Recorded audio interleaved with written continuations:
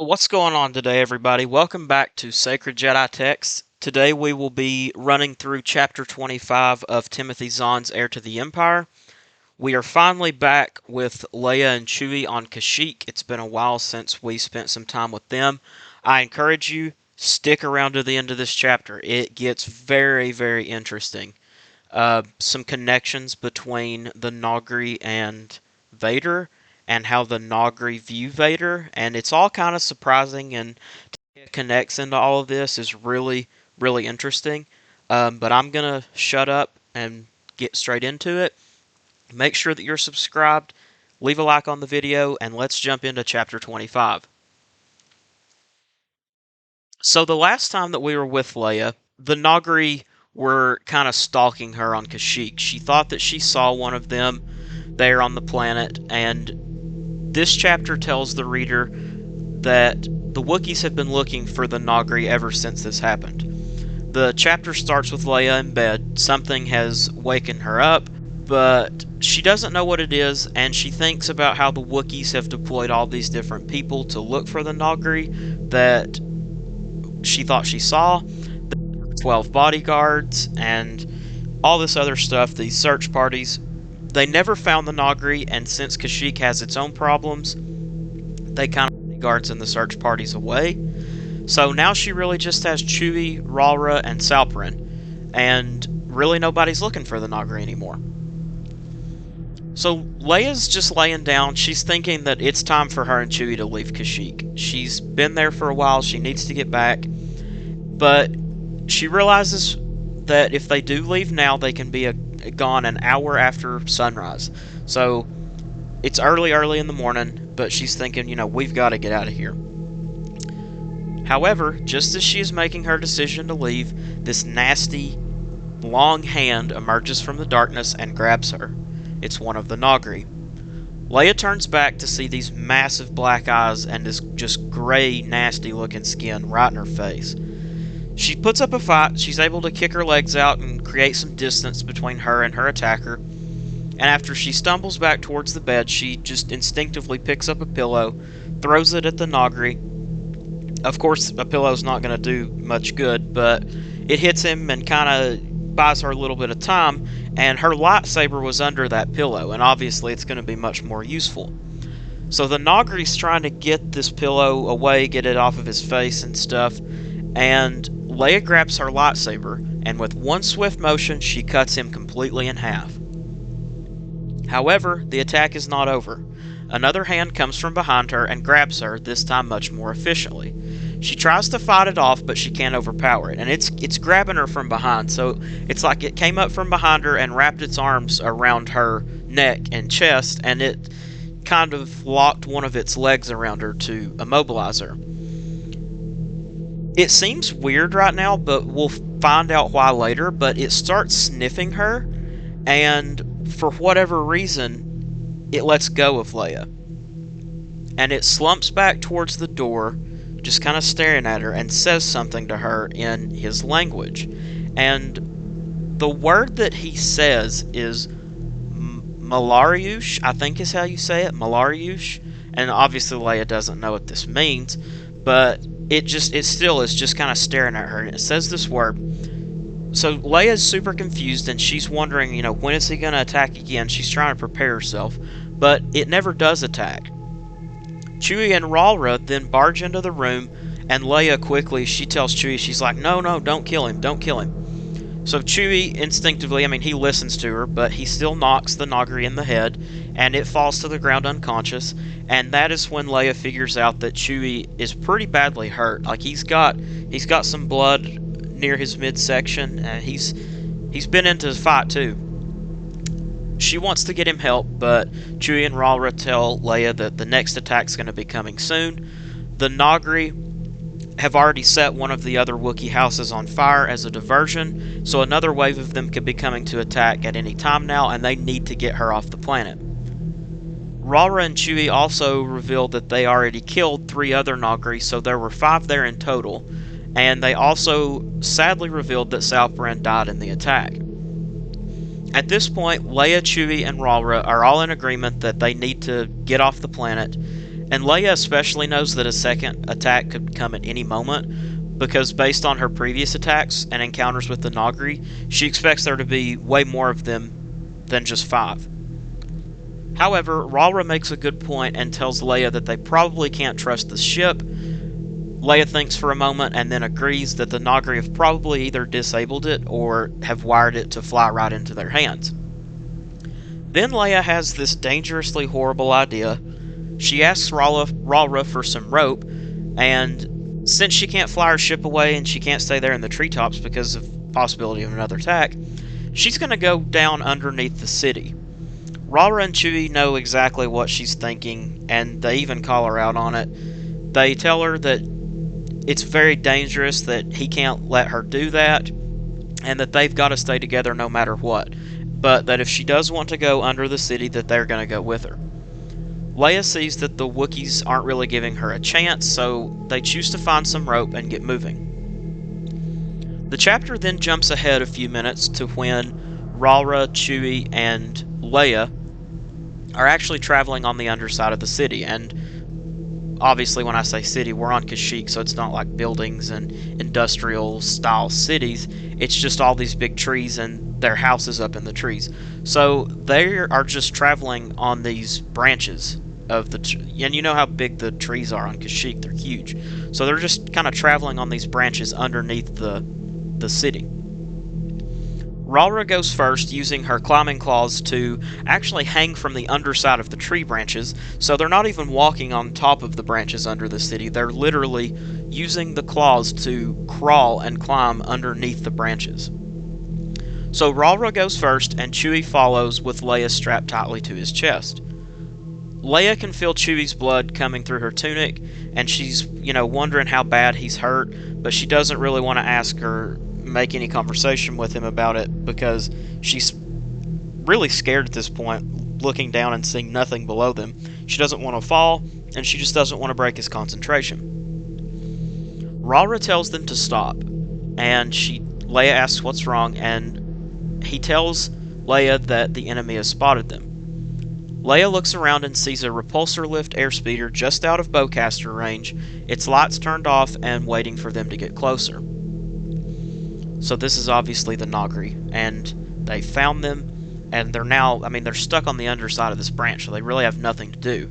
But then Leia has a brilliant and insanely cool idea. She tells Ralra that she needs as much rope as she can get. She gets some of it and ties it to the underside of the branch that they're on, and then she tells Chewie, just go, keep on crawling. So they continue to crawl across the underside of the branch, and she can see the repulsor lift speeder that the Nagri are in continue to follow them, its lights still off, and trying to be discreet as possible. Leia continues to let the rope out as Chewie crawls, and when they finally reach the end of the rope, she tells Chewie to stop for a minute. He does, and Leia ties her lightsaber to the end of the rope. She ignites it and then lets it go and watches as it swings from the rope in this just spectacular arcing beauty down. It's just swinging down and then back up, and just as she planned, it flies straight up to where she tied the other end of the rope and pierces directly into the bottom of the repulsor lift, cutting it in half. All three watch as the two burning halves of the speeder fall into the darkness below, the Nagri inside them falling as well. They go back to retrieve the lightsaber, and Leia says it would probably be faster for them to just cut their way straight up and escape through the city, since there probably aren't any Nagri left to worry about. Ralra asks if they will just go directly to the ship, and then Leia thinks about that Nagri that Chewie knocked out that's still sitting unconscious in her room probably. She says yeah, they will go to the ship, but they can't directly go there, hinting that they need to go back and get that Nagri first.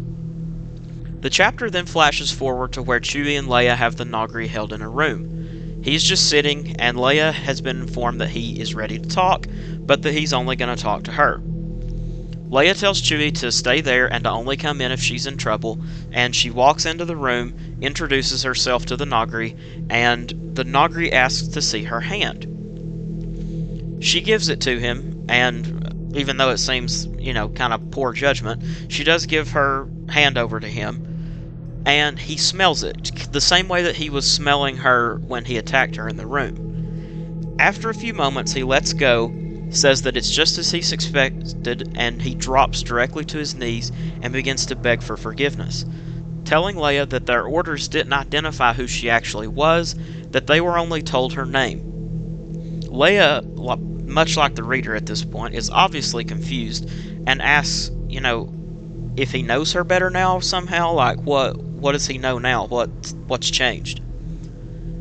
He then says that word again, Malariush, and he refers to Leia as this, like it's almost like a title he's giving her.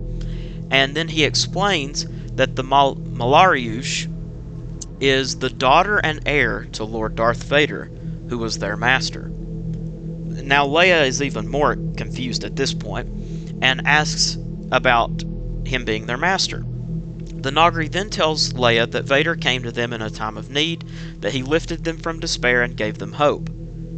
Sounds very characteristic of Vader, doesn't it? Leia then understands that this Nagri thinks of her as royalty. I mean, he's only associating her with Vader, who he highly respects, so she starts to kind of put on a little bit, act like royalty, using her experiences from Alderaan, from her early life to guide her. Leia then asks the Nagri his name, and he tells her that it is Kabarak. I think I'm saying that right, but that's what we're going to go with, Kabarak, and that he is from a species called the Nagri. So now Leia knows this guy's name, and she also knows the species of who's been attacking her. She tells Kabarak that her father had many secrets, the Nagri being one of them, and then asks, how did Vader bring you hope? Because she's still confused by this. Kabarak then explains to her that the Empire and the Rebels were in a battle in space over their homeworld. After it was over, which it lasted like all night and part of the next day or something like that, after it was over, their world and people were just devastated, just destruction everywhere. Vader then went down to the planet and told the Nagri that the Rebels seek to hunt them down, kind of turning them against the Rebels, making them rely on the Empire. Leia tries to explain that Vader was lying without telling Kabarak that he was lying. She realizes that she needs to make sure to keep Kabarak's trust, and seeing as how Kabarak only respects Vader, she has to paint Vader in a good manner. Leia then tells Kabarak that the Emperor tricked them, and Kabarak says that that's not possible, that the Emperor was the only one to come and aid them. Leia then says that, the Emperor tricked Vader too, so if you respect Vader, Vader got tricked, and he kind of says that's impossible. Leia tells him briefly kind of what happened, and Leia then tells Kabarak that the New Republic can help them. She wants to help them. And she asks Kabarak to tell her his homeworld, but he says no. She then tries to convince him that their new leader, who we obviously know is Thrawn, doesn't care about them either if he didn't tell them who she was, and that she needs Kabarak's help if she is to help him and the rest of his people. She once again asks for him to tell her his homeworld, but once again he refuses. Then she comes up with a very dangerous plan. She asks Kabarak if he would take her to his homeworld. Only her, nobody else, so that she may have a hearing with his people. Kabarak is kind of interested at this point, and Leia just tells him, at least consider it. She says that, as a show of good faith, she's going to let Kabarak go so that he can tell the rest of the Nagri that he met the Malariush, the heir of Lord Vader, and that she can help him if he will meet with her on Endor in 1 month's time. He asks her if she will come alone, and she says yes, and asks if he will as well. He says that if he does come, then it will be alone. So, once again, as a show of good faith, Leia lets him go, and she and Chewie and Ralra watch as the ship they put him in flies away from Endor. Chewie's really upset at this, but partly because the Nagri killed Salperin, and he obviously doesn't like the idea of her going to visit with them alone anyway. And Leia feels really bad because they did kill Salperin, but she knows that what she had to do was necessary, and that she really might have to go to the Nagri homeworld to end all of this. Rara then tells Chewie that the memorial service for Salperin will be starting soon, and he tells Leia, that for the first little bit, no one but Wookiees are allowed. Leia understands and waits in the Lady Luck for it to be over, and after they mourn, Leia knows that they need to get back to Coruscant and inform everyone of the Nagri. So that marks the end of chapter 25. This one was very long, obviously. If you're still here, thank you. But what a chapter. Leia's arc on Kashyyyk has been one of the slower parts of the book. We've not got to spend a lot of time there with her, but this chapter alone really makes up for it. So many interesting plot points regarding Vader and how the Nagri are involved in all of this, and how they see Vader as sort of a savior, and the respect that they have for Leia.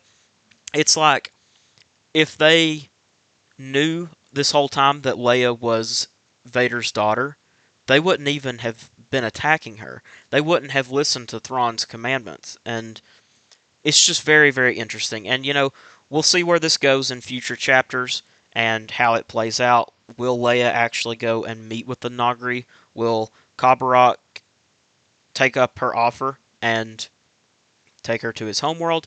We'll figure all that out later, but thank you so much for watching. Make sure that you're subscribed and make sure to leave a like on the video. Hope you're enjoying Heir to the Empire. We've only got a few more chapters left, and then this one's in the books, and we'll go on to the next novel in this Timothy Zahn Heir to the Empire trilogy. But in the meantime, just keep reading Star Wars.